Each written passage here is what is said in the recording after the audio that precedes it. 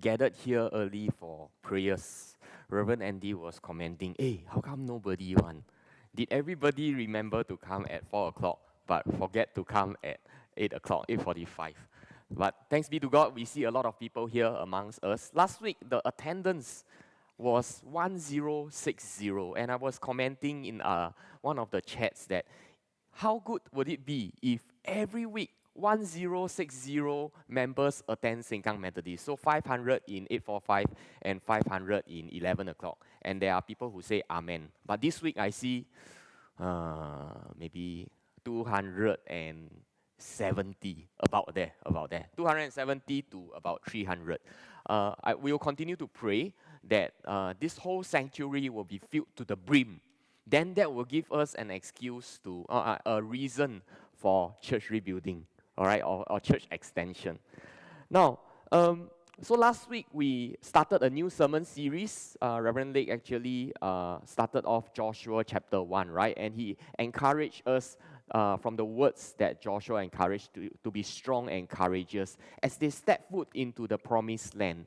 And it ushered us into the direction of this Sengkang 25 celebration to be courageous and to be fearless as we step into the promised land. This would also mean that for the past 25 years, Sengkang has been in the wilderness. No?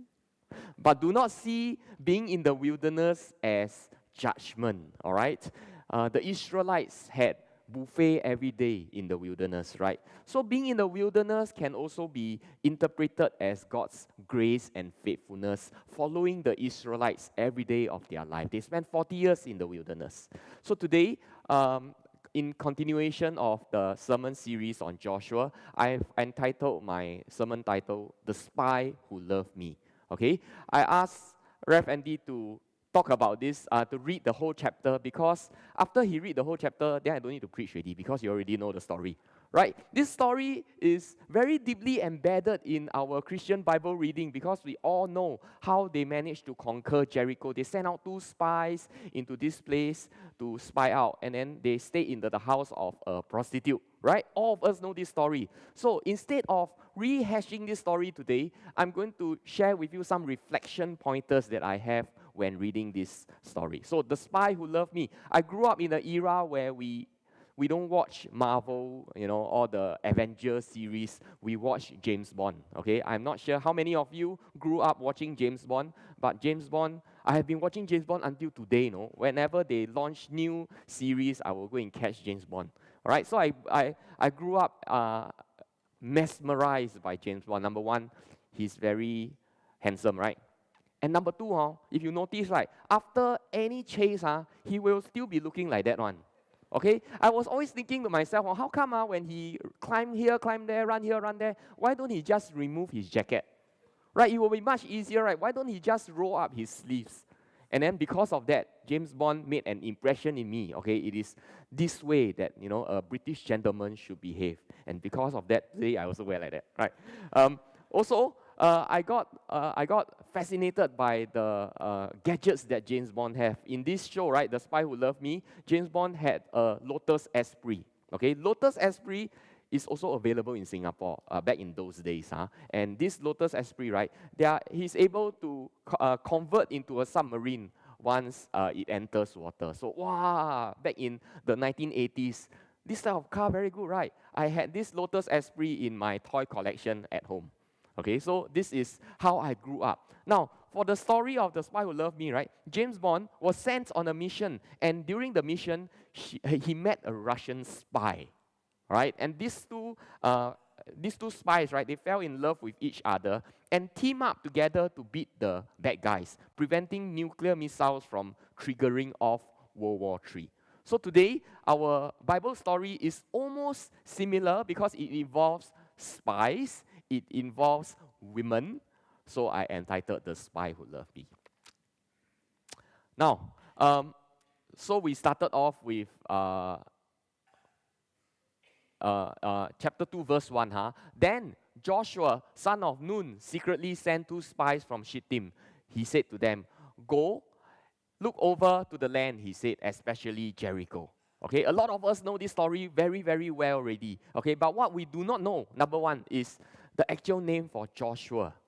Okay, we have our English Bible and we always read the names in the Bible as if they are English names. But in fact, they are Hebrew names. So the actual name of Joshua, make a guess, is called Yehoshua. So Yehoshua, son of, okay, it is pronounced as Nun, not Nun. Okay, if it is Nun, then it will be like the meme that is beside already. Okay, so today I'm still going to adopt the English pronunciation, Joshua, and they eventually entered a house of a prostitute by the name of Rachav. Okay, but in our English Bible we read as Rahab. Okay, so he sent 2 spies to go into the city of Jericho to spy out the land. Why? Because God promised them to conquer this Jericho, right?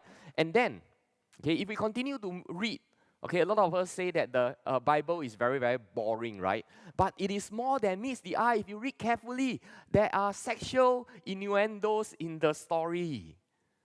Hey, Pastor, can talk about sex in church?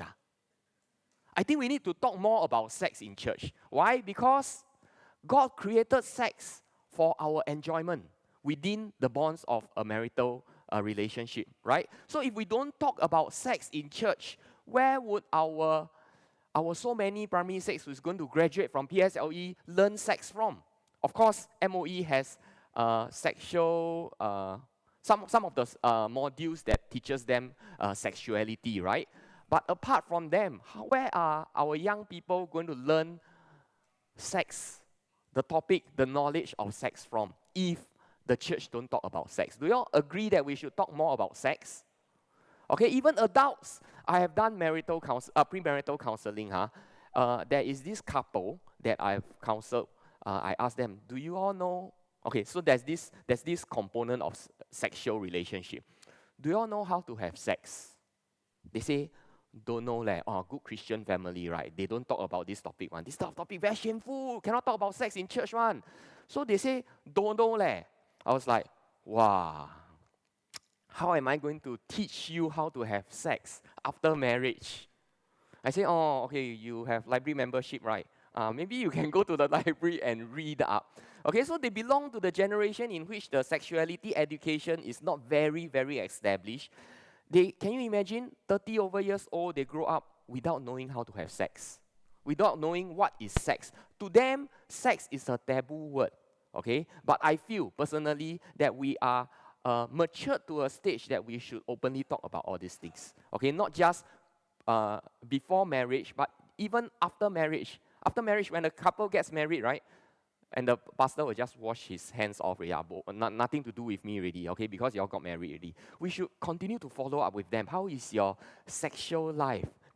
You never know, no? Perhaps they say that I don't know what is sex, okay? Every time on the first night of their wedding, do a good job tonight, do a good job tonight. Then the groom, maybe he don't know what we are talking about, okay? Because we never talk about this topic. We never talk about sex. And as a result, the people in church will go to pornographic websites to learn about sex. They will go out to talk about sex with their colleagues and inherit a lot of negative or non-Christian values in their sexuality. Do you all know what I'm talking about? A lot of us, I'm sure a lot of us, okay, have visited or chance upon a pop-out from your computer that links you to a pornographic website. So if the Sunday school teacher don't talk about sex, where do they learn about sex? Pornography website law. Or so a lady must be like that in order to be attractive to a guy. Or so a guy must be like that in order to be engaged in a sexual encounter with a lady. So today, I'm going to talk about sex, okay, through the story of Rahab. Now, I always ask my children, what do you want to do when you grow up? Right? I'm sure many of us also ask our children, what do they want to do when they grow up?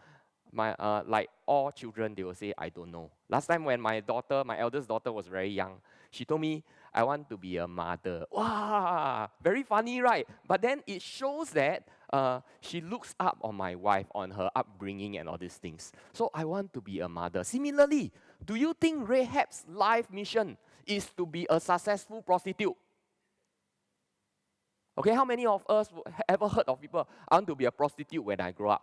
Then I don't need to go for PSLE, I don't need to go for O-level. It is my lifelong pursuit to be a successful prostitute.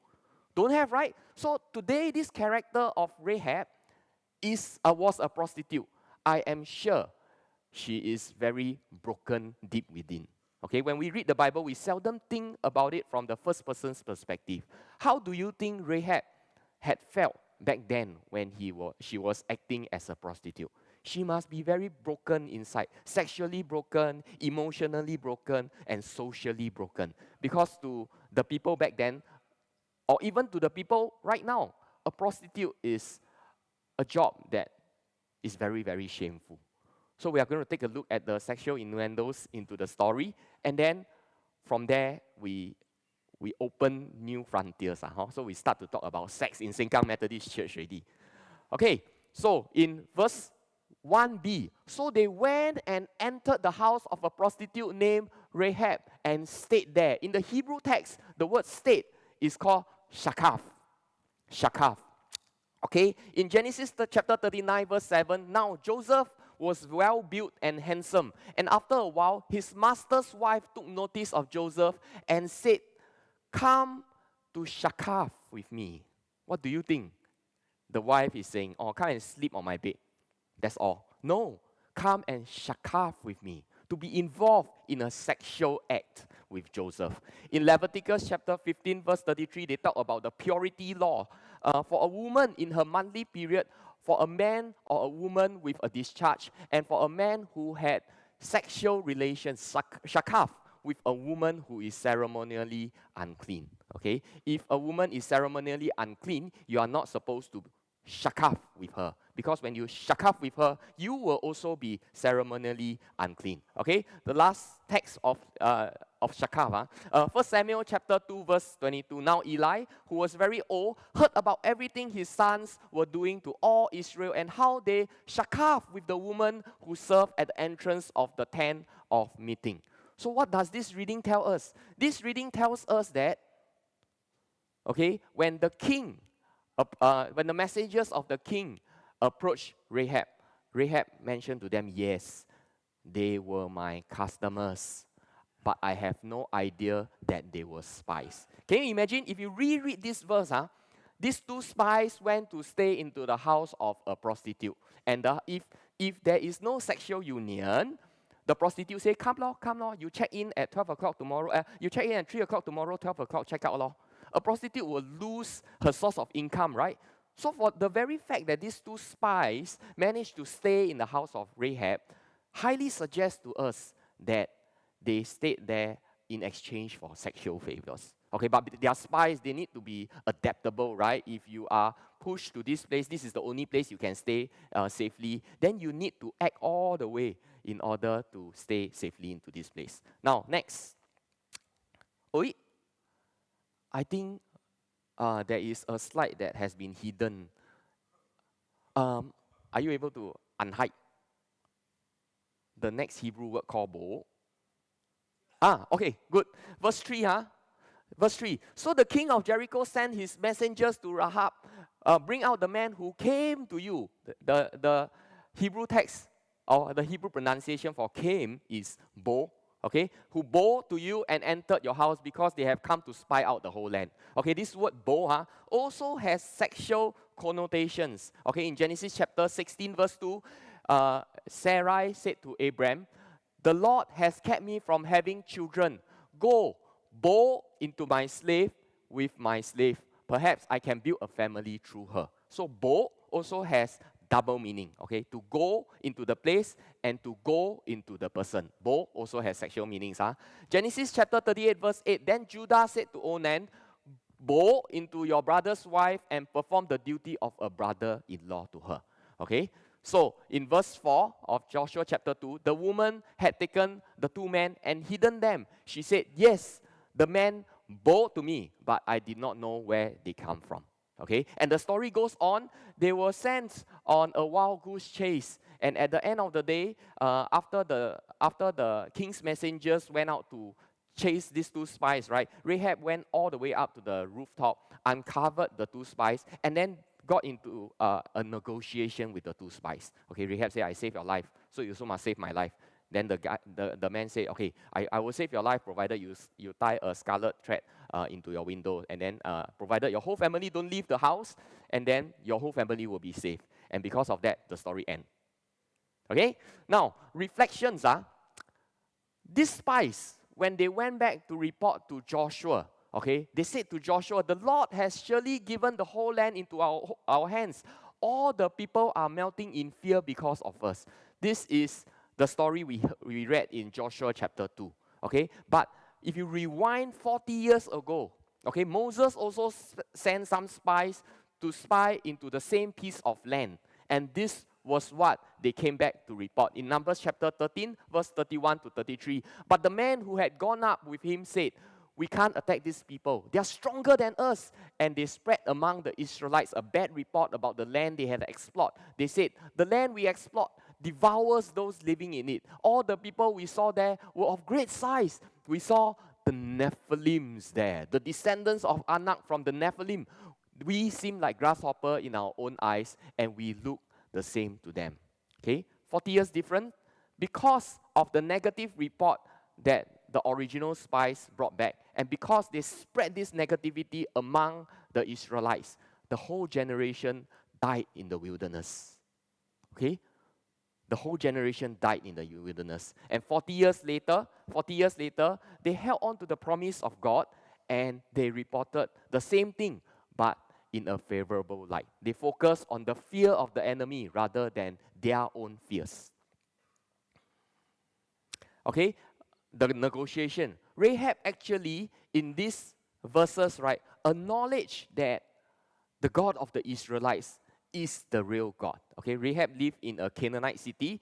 Rahab lived in Jericho. They do not worship Yahweh.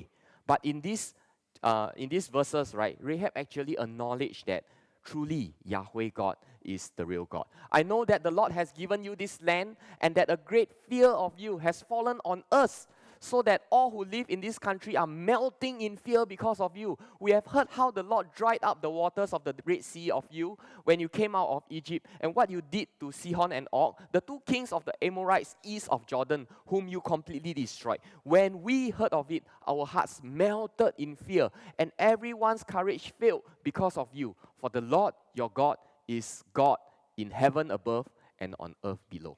Okay, so Rahab switched sides. Rahab, instead of worshipping her God, Rahab acknowledges that the God of the Israelites is the real God. Okay, so bear in mind all these important pointers. So, reflection points. Okay, Rahab, who you associate with determines where you go in life. 40 years ago, when the Israelite spies went to spy out the land, they spread rumors among the community that the land is too hard for them to conquer, and because of that, the whole generation died in the wilderness. 40 years later, the two spies reported favorably to the Israelites, and because of this favorable report, right, Israel managed to conquer Jericho. Okay, so the first reflection pointer is this: who you associate in life determines where you go in life. Okay, are there people in life that brings you away from God? Are there people in life that, immediately when you think of this person, right, he is a bad influence? Okay, so this is my first reflection. Who you associate determines where you go in life. This picture shows, right, two convicts. One of them focused on the grills of the jail, and the other one focused on the scenery outside. Okay, so who do you think will eventually get out of jail alive? Naturally, the one who focuses further. Right? So who you associate with determines where you go in life. Second reflection pointer: with God as our warrior, we have no fear. Just before chapter 2, okay, last week we talked about that. To be strong and courageous. This was not what Joshua told the Israelites. This was what God told the Israelites. Okay, be strong and courageous. Be careful to obey all the law my servant Moses gave you, do not turn away from it to the right or to the left, that you may be successful wherever you go. Do not let this book of law depart from your mouth. Meditate on it day and night, so that you may be careful to do whatever that is written in it, and you will be prosperous and successful. So this was the promise that God had given to the Israelites 40 years ago. And 40 years now, the promise still remains the same. So this time round, they managed to conquer the city of Jericho because they held on to this promise. They knew that God is at their side and God is their warriors. And because of that, they had no fear. They had no fear. A lot of us have different kinds of response when we face trauma. Okay, some of us will fight, some of us will freeze, some of us will fawn, some of us will flop, and some of us will flight. Okay, do you think, okay, the people in the city of Jericho fights or flights? Do you think the people in the city of Jericho fights or flights? Okay, the people in the Jericho's inhabitants actually, they freeze. They don't know what happened. They were just, their hearts just melted and they were living in fear, or they flopped. Okay, Rahab is the one who either fawn. Fawn means in Chinese is wherever the wind blows, you will lean to that side. Okay, so Rahab switched sides. From Jericho side, she switched over to the Israelite sides. Or Rahab flight from the predicament that they were in. Okay, and from the Israelites' perspective, Israelites fight all the way through. So given the same condition, okay, different people will react differently. This brings me back to the memories of World War II. During World War II, the Japanese and the British troops were fighting, right? But do you know that just before the Japanese conquered Singapore, took over Singapore, both the Japanese and the British troops were running low on ammunitions. Okay, so how did the British eventually give up their position in Singapore? Number one is because of psychological warfare. Okay, they experienced a lot of defeat. When the Japanese came to Singapore through Woodlands checkpoint, the link. Last time there wasn't checkpoint, so they came through this border crossing. The British troops actually attempted to blast the whole Woodlands checkpoint. Okay, but they were too slow. They set the bomb. The bomb went off, but the bridge wasn't destroyed. So the Japanese soldier managed to repair the whole bridge very, very fast, and then they invaded into Singapore. And because of the speed of the Japanese, and because of the brutality of the Japanese, okay, the general at that point of time, the General Yamashita versus A.E. Percival, okay, the British general, right, admiral, the fear that is imposed into the hearts of the British soldiers, okay, caused them to lose out the battles. A lot of us say that the guns were pointed southwards, right, and British had anticipated that the Japanese will come in the wrong direction. But if you read your history properly, right, all the rounds in the cannons, right, were discharged. So if the British did not fire at the enemies, who did the British discharge their rounds to? Okay, so naturally, the cannons facing south came into use. But although this was the case, the British actually lost out the war because of psychological warfare. Okay, so the Israelites won the war because they knew that God was their warrior. Okay, and they had no fear. The third reflection point is this: every saint has a past, and every sinner has a future. Okay, in the New Testament, Rahab was listed as an ancestor of Jesus. Now, if you tell your non-Christian friend, actually our Jesus ancestor, one of them was a prostitute, how do you think they would have responded? Wow, like that. Why would I want to believe in your Jesus? Shameful, okay? Your ancestor was a prostitute. But because of Rahab's faith, okay, she was listed among the many ancestors of Jesus. Okay, and in Hebrew chapter 11, Rahab was listed together with Moses, David, Samson, and Samuel as an example of faith. Okay, Rahab responded in faith, accepted the Israelite God, and managed to save herself and the whole household. And eventually, okay, Rahab the prostitute, managed to find a husband. Can you imagine? A man who is able to accept her previous background, and marry her. Okay, everything turned out good. Rahab managed to find a husband and then managed to propagate to later offsprings, and then eventually it led to Jesus. Now, this morning, a church member asked me, so who is Rahab's husband? Do you know? Anybody know who is Rahab's husband? Okay, I'm going to tell you who is Rahab's husband. He's a very famous person. Once I tell you, you cannot forget already. Rahab's husband is the name Salmon. Okay, Rahab's husband is Salmon. Okay, so when you walk out today, you will know. All right, so if every saint has a past and every sinner a future, perhaps among us today, you may feel that you are very inadequate.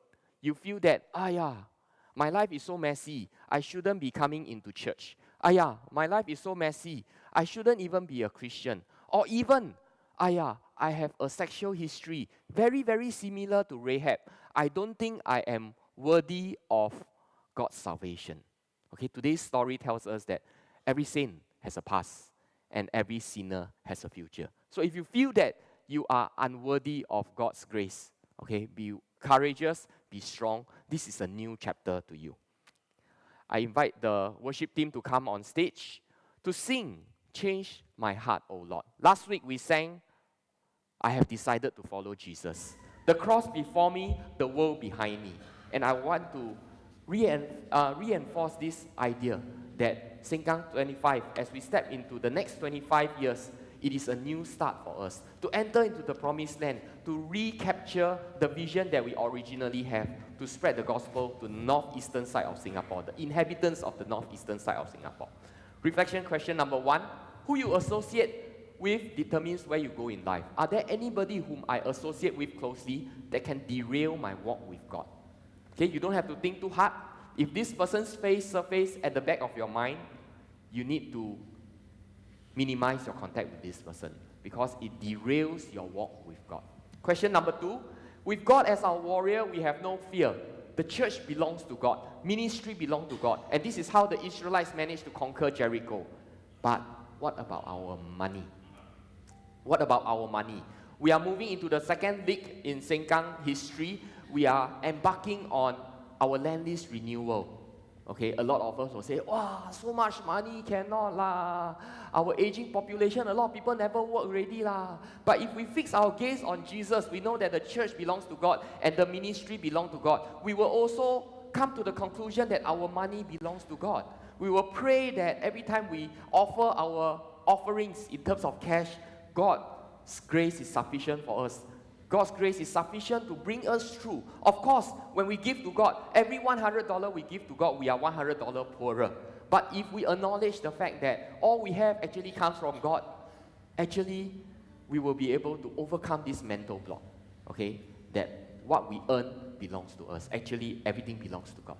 Okay, so this is the challenge I want to issue to you. When we step foot into land lease renewal, when we step foot onto church expansion, be generous because everything belongs to God. For God's ministry to succeed, for God's church to succeed, the people in the church needs to also play the same tune. You cannot say that, okay, we are in support of Sengkang Methodist renewing the land lease, we are in support of Sengkang Methodist rebuilding even, but I don't want to give my money. I will leave the church first. When the church is successfully built, when they have their anniversary celebration, then I'll come back again. And then at that point of time, our attendance will hit 1,000 again. But 1 week later, everything reverts back to original.